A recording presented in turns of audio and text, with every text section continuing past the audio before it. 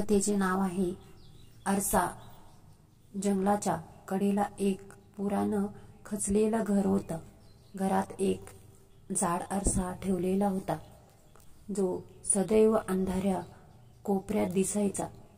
लोकांमध्ये एक चर्चा होती की तो आरसा कुठून तरी आल्यावर घरात ठेवण्यात आला होता आणि त्या आरशाच्या शेजारी बसलेल्या लोकांना भयानक कधी ना कधी अनुभव येत असे. स्वातिका एक धाडसी मुलगी. तिच्या मित्रांसोबत त्या घराला भेट देण्यासाठी निघाली होती. हे घर खूप जुनं आणि भयंकर झालंय असे तिने त्यांना सांगितले, पण खूप वेगळं आहे आणि आम्ही याला एक साहस म्हणून पाहायला जाऊया.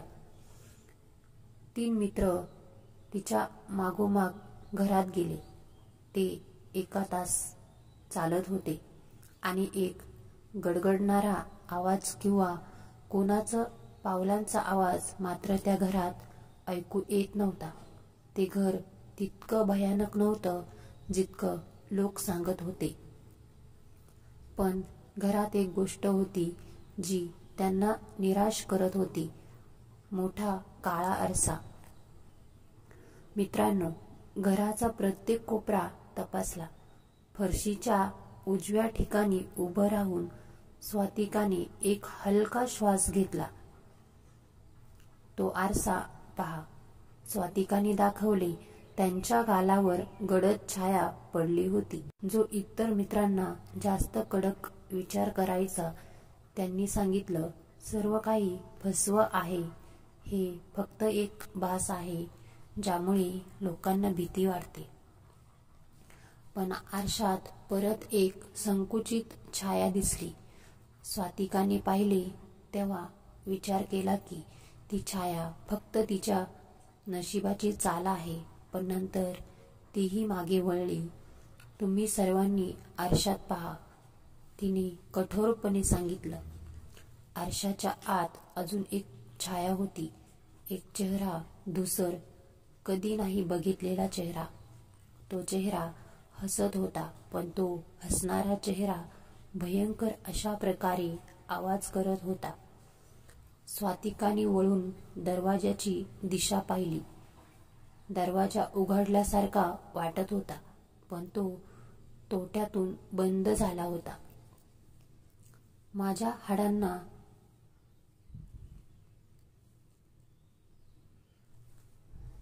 काय असं माझ्या हाडांना धडधड वाटतंय. म्हणजे काय असेल हे? हृदयाला असेल का? हे बाय, हाडांना धडधडणं वाटतंय. तिच्या मित्रांना ही शक्यता दिसली. म्हणजे काय? टाक माझ्या हृदयाला धडधड होतय आणि तिच्या मित्रांनाही दिसतय. म्हणून एक करून त्यांनी तोट्यातून बंद झाला होता. म्हणून एक करून त्यांनी आरशात पाहिले. असं टाक. माझ्या हृदयात धडधड वाढते असं म्हणू का? माझ्या हृदयात धडधड वाढत होती आणि तिच्या मित्रांनाही शक्यता दिसली. म्हणजे काय? अर्थच नाही ना लागत आहे. माझ्या हृदयात धडधड वाढत होती, वाढते असं तिने तिच्या मित्रांनाही सांगितलं.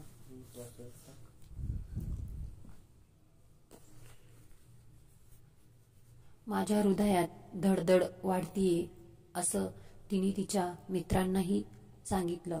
म्हणून एक करून त्यांनी आरशात पाहिले. अशा वेळी त्यात काही बदल घडले. नंतर एका विचित्र आवाजाने आरशातील चेहरा आणखी कुतूहलतेने आणि उत्तेजने पाहायला लागला. त्यांनी राजला पाहिलं. त्याचा चेहरा मोडला. त्याचा चेहरा वेगळा झाला. तो सुलतांग दिसू लागला. आरशात एक विचित्र रेषा जणू उठली होती.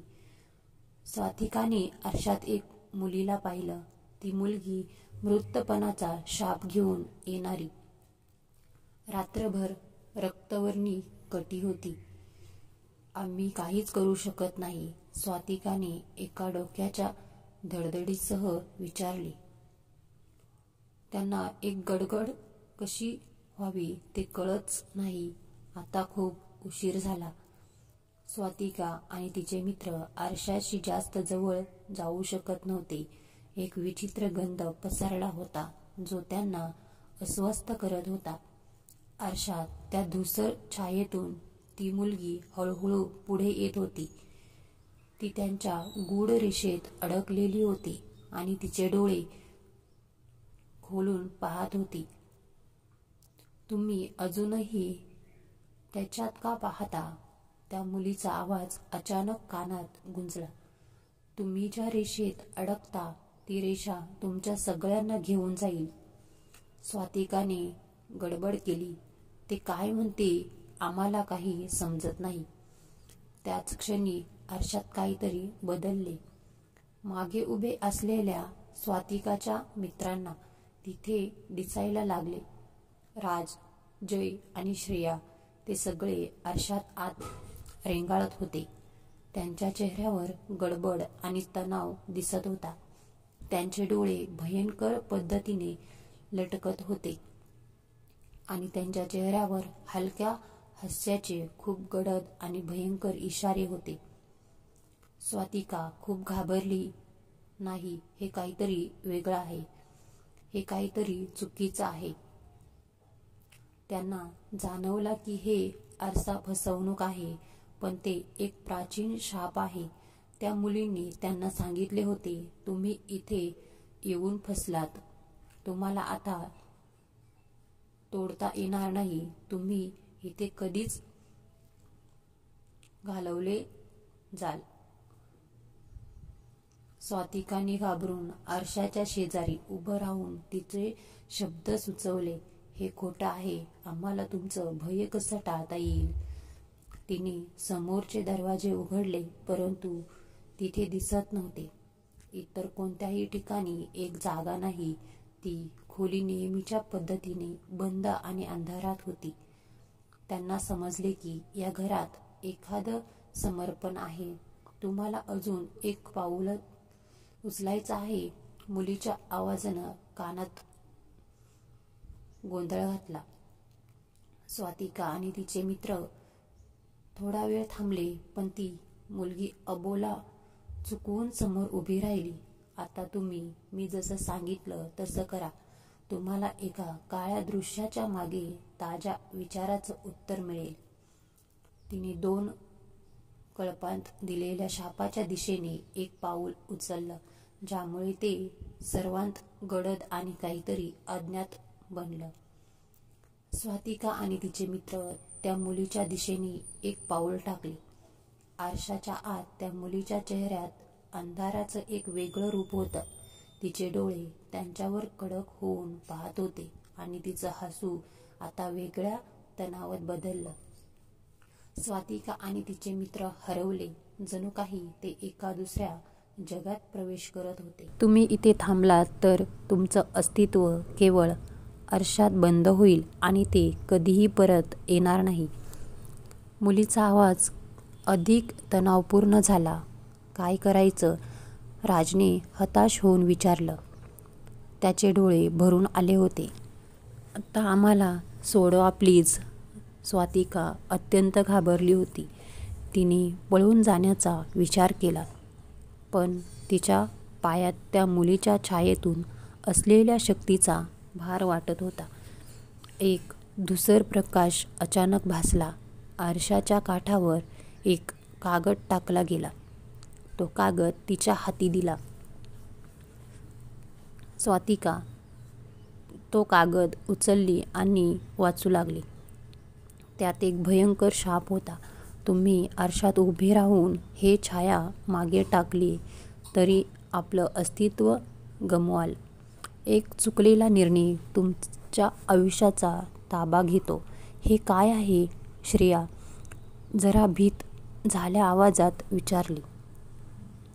तिच्या हातातून कागद पडला. ती मुलगी अचानक निघून गेली, पण तिच्या चेहऱ्याचा भयंकर दृश्य त्यांनी अजूनही सोडला नाही. आता या घरातील प्रत्येक वस्तू, प्रत्येक आवाज त्यांना कोणताही आश्वासक वाटत नव्हता. स्वातिका आणि तिचे मित्र उभे राहिले. एक वेगळाच आवाज कुठून तरी एक शून्य चुकता वाजला. त्या घराच्या एका कोपऱ्यात मोठा आरसा होता. तोच आरसा ज्यांनी त्यांचे भविष्य काढले होते. स्वातिकाने त्या आरशात पाहिलं आणि तिच्या मनातील एक विचार पक्का झाला. आता एकच मार्ग आहे, तो आरसा तोडणे. स्वातिका म्हणाली. तिने आरशाकडे एक पाऊल टाकलं, पण त्या क्षणी आरशात एक भयंकर दृश्य दिसलं. त्यात एक राक्षस उभा होता. त्याच्या डोळ्यांत अंधकार आणि राग होता. अचानक स्वातिकाने एक धाडसी निर्णय घेतला. नाही, आपल्याला आपला संघर्ष सोडायचा नाही. आम्ही इथे फसलो, पण हे आता आपल्याला सोडणार नाही. तुम्ही आरशाच्या मागे काय पाहताय? त्या मुलीचा आवाज एका अंधाऱ्या कोपऱ्यातून गुंजला. स्वातिका आणि तिचे मित्र त्या आरशाकडे धावले आणि आरशाच्या काठावर जोरात ठोठावले. आरशात एक शॉक सारखा धक्का झाला आणि एक झंकार होताच आरसा तडकला आणि तिथे काहीच उरलं नाही. त्याच वेळी घरात एक विचित्र आवाज झाला. ते समजले की या घरात जास्त काहीच बदललं नव्हतं, पण त्यांच्या हातात एक गडद छायाही होती, ज्यामुळे ते पुन्हा घराच्या बाहेर गेले. कसली भीती उरली आज, राज हसत म्हणाला. पण दरवाजाच्या पलीकडे एक कडक आवाज होता. स्वातिका थांबली. तिच्या कानात एक आवाज गुंजला. तुम्ही अजूनही येणार आहात? आरशाच्या तुकड्यांचे तुकडे खूपच धूसर दिसत होते. त्यात एक छायाचित्र असं दिसलं की ती मुलगी अजूनही त्यात होती. स्वातिका, राज, जय आणि श्रेया घराच्या बाहेर गेले. तरीही त्यांना काहीतरी वेगळं जाणवत होतं. त्यांचा पाय आरशाच्या शापित हृदयापर्यंत पोहोचला होता. त्याच्या आयुष्यात काहीतरी विचित्र गडबड होत होती. ते कधीही विसरू शकले नाही. आणि अचानक एक संपूर्ण तणाव आणि गडबड उठली त्या वळणावर. त्यांना समजले की ती मुलगी अजूनही त्यांच्या मागे आहे, त्यांच्यात समाविष्ट आहे. कथा संपली असं वाटलं, पण खरं तर तिथे एक भयंकर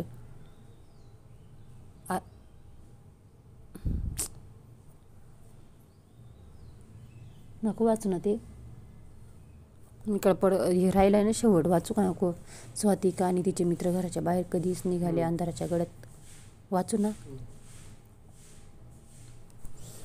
एवढे ना सेव्ह करून टाकते. राहू दे ना आता. ते शोधायला लय वेळ लागतो ना मग. स्वातिका आणि तिचे मित्र घराच्या बाहेर कधीच निघाले नाही. अंधाराच्या गडद आकाशात तारे हळूहळू चमकत होते, पण त्यांचा मनातल्या भीतीचा रंग जरा वेगळा होता. घराच्या बाहेर जाताना त्यांच्या पायाखाली एक गुळगुळीत दगड पडला. राज आणि जय पुढे गेले, पण स्वातिका 1 मिनिट थांबून घराकडे मागे वळून पाहत उभी राहिली. तेच ते घर, जणू ते अजूनही त्यांना कडवट हसत असे. तिने कानोसा घेतला, पण तिच्या मनात एक भयंकर विचार चमकला. त्या मुलीला सोडूनही काहीतरी अजून बाकी आहे. स्वातिका, कशा उभ्या राहिलीस? श्रेया हाका मारत तिला बोलवते. स्वातिका मागे वळून मोठ्या धाडसाने उत्तर दिलं. तुम्ही त्या आरशात पाहिलं होतं ना? ती मुलगी जशी सांगत होती तसंच काहीतरी अजून आहे. पण त्यांना जाणवत होतं की त्या मुलीने दिलेल्या चेतावणीला लक्ष देणं आणि त्यापासून पळ काढणं आवश्यक होतं. दरवाजाच्या बाहेर उभ्या असलेल्या अंधारात तडफडणाऱ्या त्या घराच्या छायेमध्ये एक तंत्रज्ञान आणि एक भयंकर शाप उरला होता.